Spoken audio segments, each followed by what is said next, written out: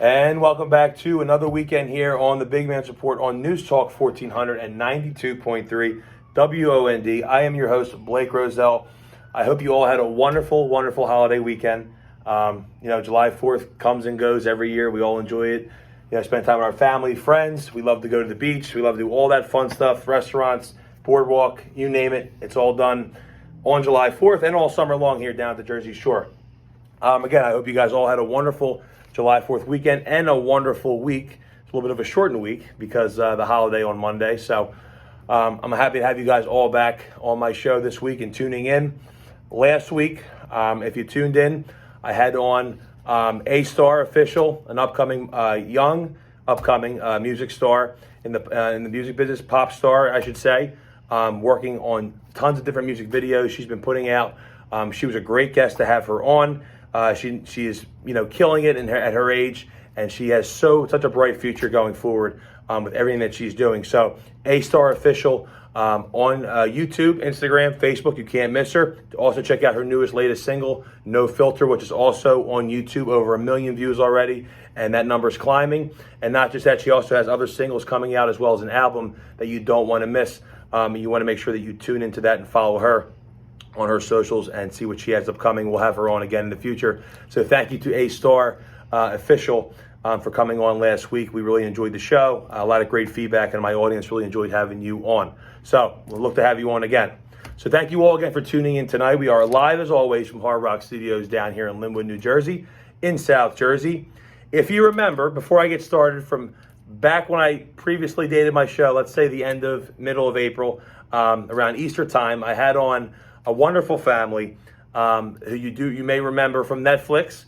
They joined me in the studio. We did a great show about talk about reality TV, the motion picture, all that stuff, what it's like to be casted, what it's like to be on a TV show and just in the film business, just to say. And we had a great show, a lot of fun. I am happy to announce that they are back with me here tonight in studio, and this time we have an additional family member that is joining us, and he's going to talk to us tonight about his career in Netflix, let's just say, but also reality TV as a whole. His experiences, how he got started, what he's doing now, and how he's portraying his image, his character, and how he's what he has to look forward to, and what he's been working on, and what we can all tune in to find out, and where to see him as well. And also we have on the mom. We can't forget the mom of the show. She's coming back. Circle Mom. The Circle Mom. So before I even mention the name, you already know who she is. She's the best. But without further ado, I do want to introduce my guest tonight, the Eason family. Unfortunately, Ed cannot make it tonight due to work, but we will have Ed on in the future again. And it was great to talk to him about his experience on The Circle Season 1. And also about the challenge, and we'll talk to him more about the challenge and his experience in reality TV when he returns at a later date. But without further ado, I would like to introduce first back on Miss Tammy Eason. Hello, from everybody. Netflix The Circle. Nice to be back. Thanks for having us. Of course, and her son Mitchell Eason, who is new to the program, but he was not here before. But I'm glad to have him in studio and can't wait to talk to you, Mitch. I appreciate that, brother. Welcome. Appreciate it. So, and Mitch flew all the way in from the West Coast, right? Yeah, LA. Yeah. Been living out there last year, so now back in the East Coast, Philly, Dilly, Jersey Shore for the summer. So excited to see everybody, honestly. So I'm sure everyone's happy to see you come home for the holiday, and everyone's, hey, yo, Mitch, what are you doing? Come on, let's go hang out. Yeah, I'm home now. All my buddies, all my family. It's good to see everybody. I like coming home. I gotta get home more often. I know. First day he landed, went for the Philly cheesesteak. That's it. Went right now. I'm going to ask you which one you went to because there's so many. Which one'd you go to? We hit up Oregon's in South Philly. Mm-hmm. Not bad. It's good steak. Yeah. I'm personally a deli's kind of guy, but I'll take whatever, honestly. I can't get cheesesteaks out west, so when I come home, I'll take whatever I can get, Yeah, I mean, and so they don't have any cheesesteaks out in the West Coast, right? Or you can find them somewhere. They do, but the bread's junk. They don't use whiz cheese. The freaking onions are still purple, so it ain't the same. It ain't the same at all. So not like a good old Philly cheesesteak. Yeah, they say Philly cheesesteak, but it ain't. So I'm happy to have you on, and Tammy, thank you again for coming on. Thanks. I'm happy to have you both on, and we'll do this. We're doing it again, and this is fun. So before we get started, Obviously, I want to get to your career and how you got into reality TV. Kind of like I talked a little bit with Ed about and Tammy as well when we had them first on the show back in April.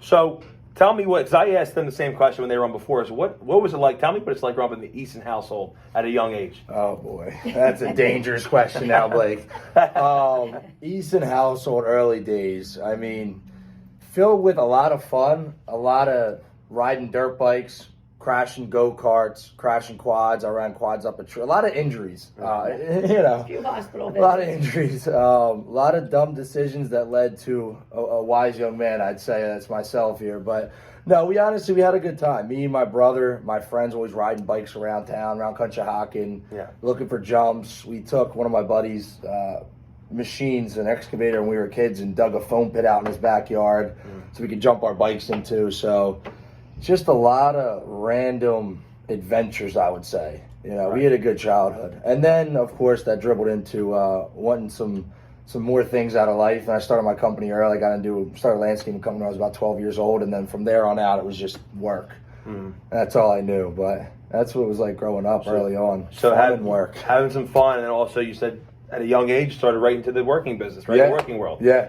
So you got into landscaping at 12. You started your own business, you said? Yeah, so what had happened was they made me cut the lawn. They gave me chores. So that's definitely part of it. I had to do the dishwasher. I had to clean the table. I had to get the mail. I had to cut the grass when I was about 7, 8 years old. And then I wanted something. I don't know what it was, but I was like the new pair of shoes or something. She's like, you want to go work for it? I was like, all right, fuck you, Mom. Like, no offense, but I'm 8 years old, Yeah. So I knew how to cut the grass, and then one thing led to another. I got my neighbor's lawn for way underpriced. I ended up, it was doubled by the time I sold my company. Yeah. But I started cutting my neighbor's lawn. Lawnmower we started with. Yeah, right? out of the trash. Yeah. And then I cut my other neighbor's lawn, and then all of a sudden, by the time I was about 8th grade, I had a decent Rolodex of clients, and then my freshman year of high school just blew up. I stuck out probably 10,000 flyers in every local neighborhood. Wow. And nothing happened the whole first year. I was like, man, maybe I'm going out of business. And then that next year, it's like everyone kept those flyers for the next season to fire their old guy and hire me. And it was just, I had to incorporate, got a company, I had to partner up with one of my buddies because I just couldn't keep up with the workload. So, wow. And we were fully in business. And here we are. So now you obviously you still currently do that, on the side a little bit, or no, you're totally out of that? I was 18 and then it hit me. I built up a pretty decent company, I'd say, for myself. Yeah. When I was in high school, I was doing really well and happy with it, especially with the income it was producing. But then I started realizing, well, what is life if you're just making money? I want to have something I'm passionate about or have free time, because all I knew from 12 to 18, 19 years old was work. Right. I was waking up, going to work before school, going back to work, cleaning my equipment, cleaning my mowers, planning the next job, bidding the next job. And I loved it. Like, I love building things. It's something I'm obsessed with. It's just progress. So it was really good, but it was just a grind. Yeah. And I was like, dude, there's got to be a way to make money and have fun and not just fucking grind my face off and make money, Right. You want to be able to, I totally agree with you. You want to be able to make your money, but also you want to have some fun a little bit along the way, right? Because what is not having fun? Yeah, right? Growing up, it was all money, to be honest with you. Yeah. I was like, I'm going to make money. I'm going to help everybody out. I'm going to help my family. I want to do this, want to do that. I get these big goals. But then it was like, all right, what if I can get to these goals when I'm 38 or 42? And then where the last 20 years of my life goes? I don't want to wake up and have that happen to me. So right. When I was about 18, I went through a midlife crisis. Midlife crisis at 18? Midlife crisis, wow. Yeah. And I was like, oh, Hit you man. early. Yeah. And I decided to sell. I was like, all right, it was at that point, too, where I had a full-time manager and 4 to 6 full-time employees. It was like, we had 4 full-time, then I was taking on day workers as I needed them. Right. And it was really, we're like, all right, we're going to step up and really scale this into a bigger company, or get the fair count. It was either make or break. I was like, you know what, I hate this. I hate my life. I'm making great money, but there's other ways to skin a cat. So I sold and ended up moving to Miami and started a new life, to be honest with you, Blake. Yeah? Down in Miami? Yeah, down in Miami. So you got rid of the landscape, you sold the landscaping company, and then so you went down to Miami, and what was your idea down there? What was what did you want to do? What was your passion and goals? Oh, that's a good question. So I skipped over a couple things. Landscaping, I knew I had a breakthrough first. I don't want to be sitting on this lawnmower until I'm 45 years old and doing the same thing every day over and over. Because one of the things that hit me, Blake, is I cut the one lady's lawn. The next week I show up, it's long again. I'm like, this is freaking repetitive. If I die, someone's going to go up and cut this grass. You know what I mean? I want to do something more meaningful in the world. So then I started looking at how do I scale and make money without me having to work, in the sense of how to create passive income. I saw all my mentors either in stocks or real estate.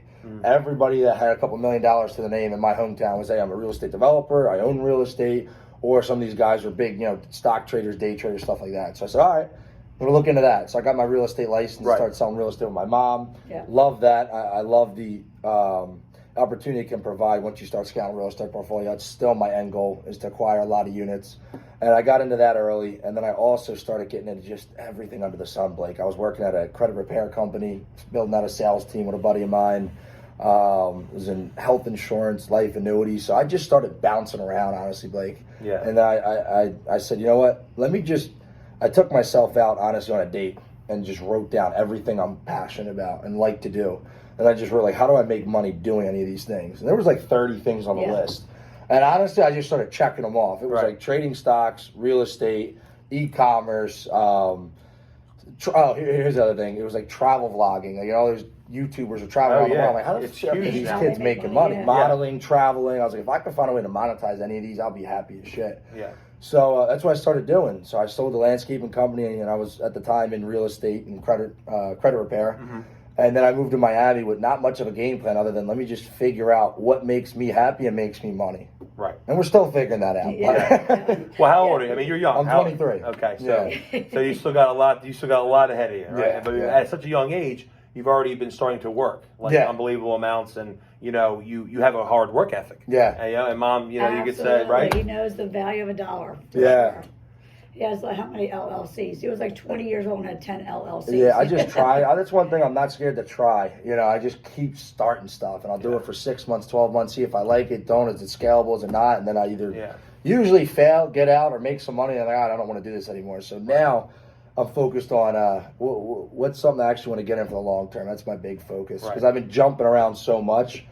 But, I mean, I recommend that to every kid under the age of 30 years old. Yeah. How do you know what you don't know? Mm-hmm. That's what I always never understood. Like, I don't know what I like and don't like. All I knew was waking up and cutting grass every day and going to school my whole life. Right. All my friends are in landscaping, construction, unions. That's all we knew is construction or landscaping.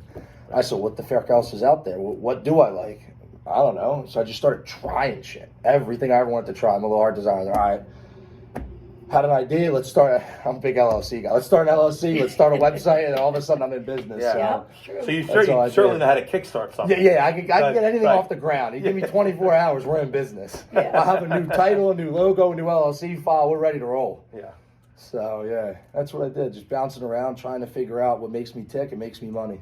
Yeah, I mean, and that's a great quality to have at such a young age too. Like you're trying to figure out what you're passionate about. Yeah. So a lot of younger people. And I'm not saying all, but most are like kind of like let me go party for a couple of years and I'll figure it out when I have to. But like no, it seemed like I'm not saying that you don't go out with friends and stuff like that, but you're driven. You know what you want to do, and that's like, or you have an idea of where you want to be, and you're trying to find that end goal, and that's really important. That's the big thing is now I'm shifting it from an end goal to direction. Right. To be honest with you, like you just said, I appreciate that.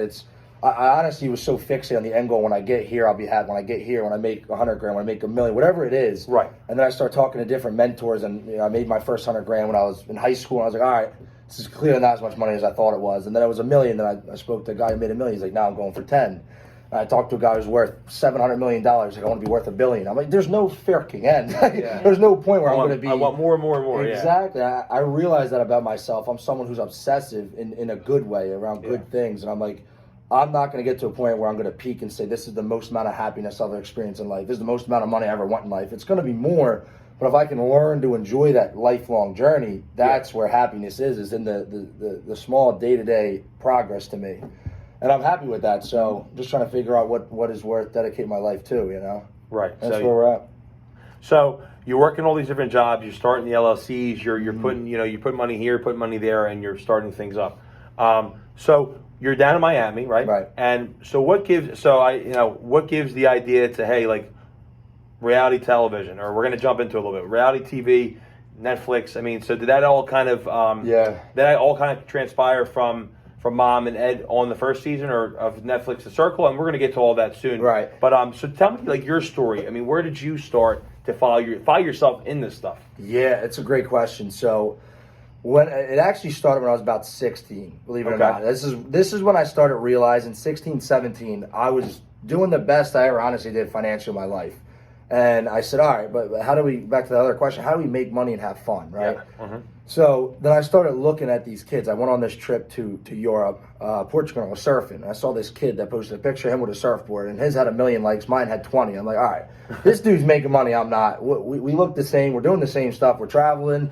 You know, I don't want to be cocky. We both look the same. He's a model kid. I tried modeling. I'm like, what the frick's going on here? Yeah. So I was posting all the time on YouTube. I had a Facebook Live show I was doing. I was posting 20 times a day on Instagram, 20 times a day on Facebook. Like, it was to the point where my friends would be like, yo, I had to unfriend you and mute your stories and, like, block you because, like, Wow. it's ridiculous. And I did that for probably when I was 15 years old to 20 or so. Like, it was years of just every day just posting shit out there until I got noticed in the local community. I feel like everybody, You did. There some modeling people. well, no, everybody, Just like, small that's town. how Carl found me. Right, That's how a lot of yeah. people got to know me. But anyway, it wasn't working. So I'm posting on social media, I'm posting on Instagram, I'm posting on YouTube, and all my videos had 18 views. And I'm like, dude, what the how do I do this, right? Yeah. So I started noticing kids coming off reality shows and then have these large followings. I'm like, all right, let me figure out how to attract a larger audience to. The reason being was I used to coach emotional intelligence seminars. Okay. And I became obsessed with not only progressing myself and breaking through like different limiting beliefs and expanding my horizons, seeing it change in my friends or even strangers when I used to coach these seminars of people that either thought so little of themselves or trapped themselves so much, expand their horizons and really change their life or at least change their perspective on how they view life. And now they went from being a sad and insecure, depressed person to a happy, outgoing, you know, grab life by the balls type of person. Yeah. So I really enjoyed that type of work. And I said, man, if I could just put this in front of millions of people, like, this is how you change the world. Like, if I had Kylie Jenner's audience, I could change the world with this stuff, you know, Right. with this information. So I was like, well, fair, I can get that. So I applied for all these shows. Long story short, they went nowhere. It was like, remember what was the one? Oh, my gosh. Love Island? No, the other one. Big Brother. Oh, Big Brother. Big Brother, Love Island, Okay. Yep. The Bachelor. I was talking to all of them when I was about 16. And then we made it through the casting process. Like, dude, you're 16. You're going to be 18, 21 years old. Long story short, none of them ended up working out. I went back to work.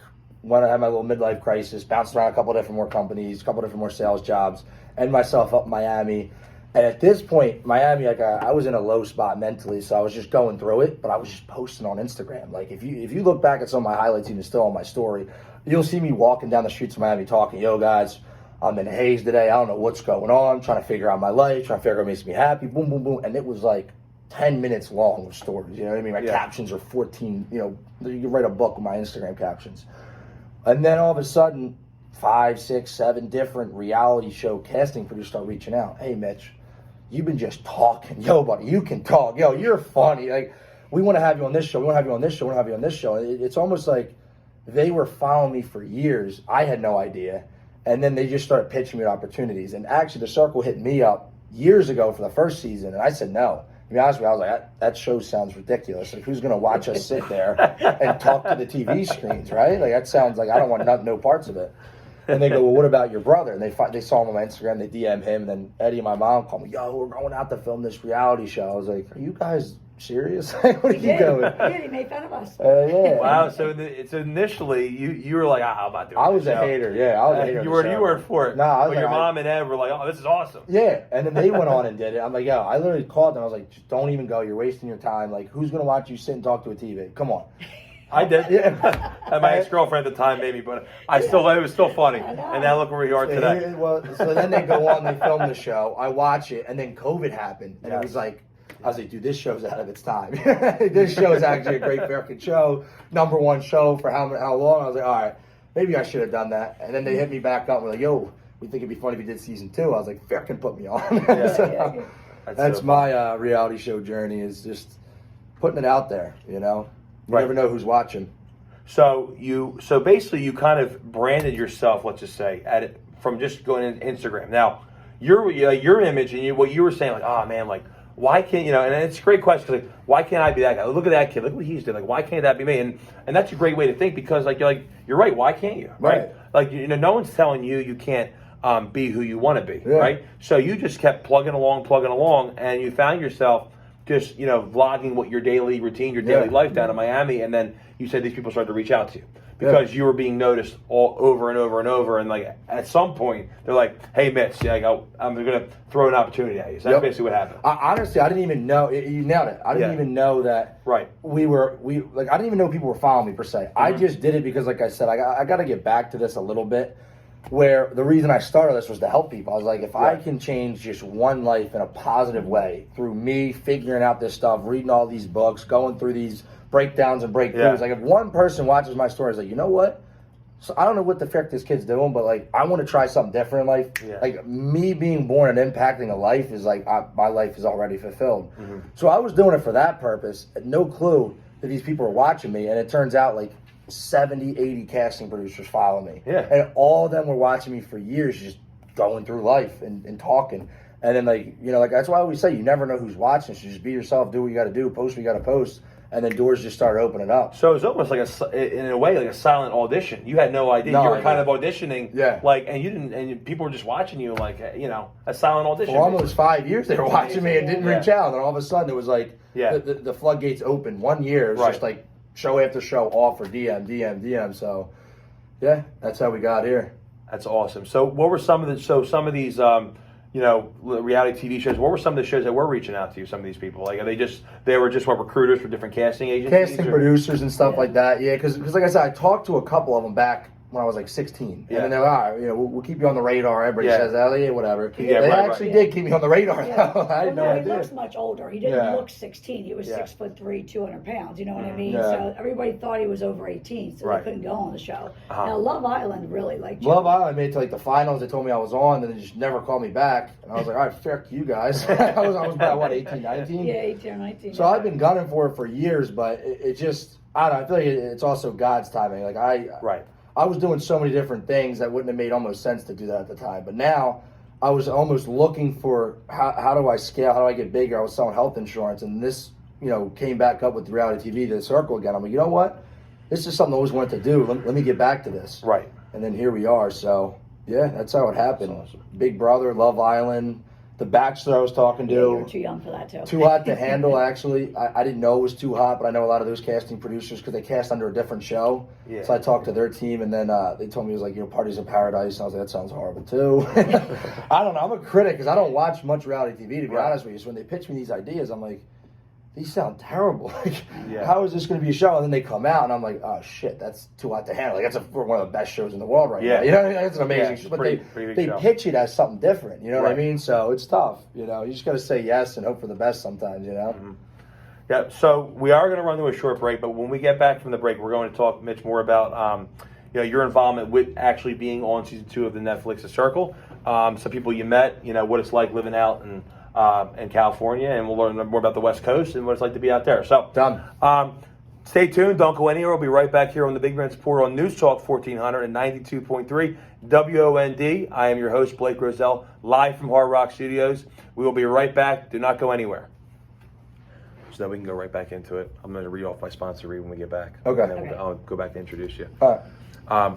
And we'll talk a little bit more too. Tammy, if you want to chime in a little bit about the Netflix again, The Circle, and some more stuff. So, cool. How am I on time? Okay. You're good. You just hit 23. Perfect. Look at that. Stopped it.